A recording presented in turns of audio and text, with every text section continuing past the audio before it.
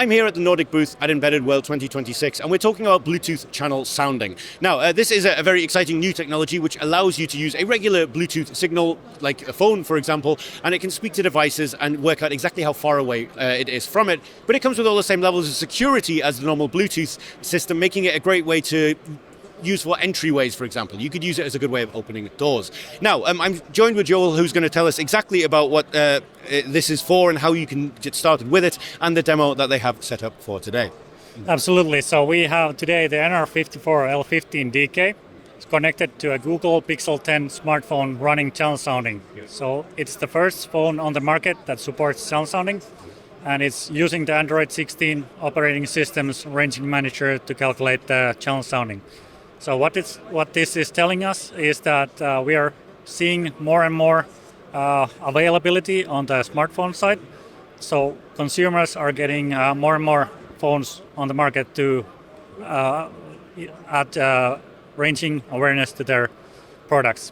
Yeah. So what this means is that we are getting secure and accurate ranging with plus minus half a meter or plus minus 1 meter accuracy to all the consumers out there.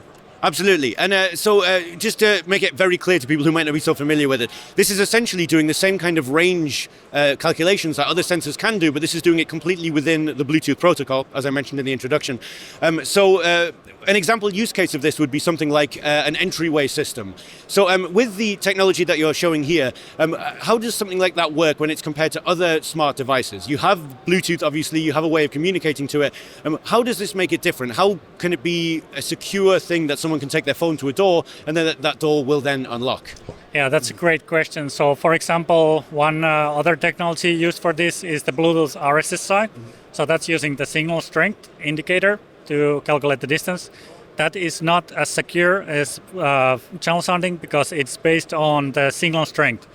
And it's easy to spoof or relay the RSSI-based signals. Yeah. Whereas channel sounding uses phase-based ranging as well as time of flight. And these are used to cross-check and validate the measurements, so this increases the security.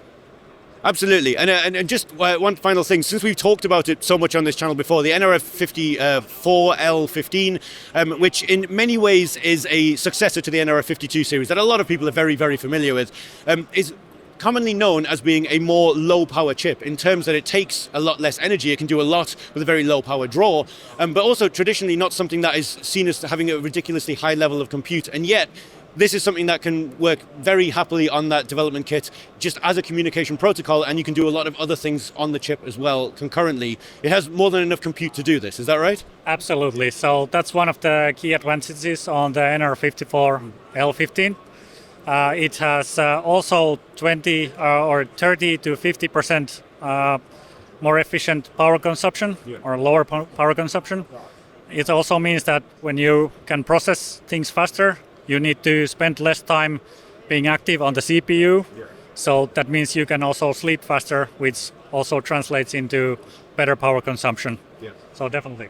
Absolutely. And everything that we've just talked about here is stuff that is already available to test if you are someone that has your hands on Nordic gear. If you have an nRF54 development kit, for example, and a Google Pixel 10 phone, you can actually start working with this today. And I know this is true because even I have managed to actually get this up and running and working using my development kit and the tools that are available at Nordic. And just a quick reminder, I feel like I should say this every time we talk to people from Nordic, the Dev Academy at Nordic is a fantastic way to get your way into this kind of hardware development. I can't think of anything that's a better introduction to both Bluetooth Low Energy and the Zephyr system in general. And they have a part of the Dev Academy specifically to do with Bluetooth sounding and how you can get started with it. There'll be links to all of that in the description of this video. Joel, thank you so much for your time today. Thank you so much.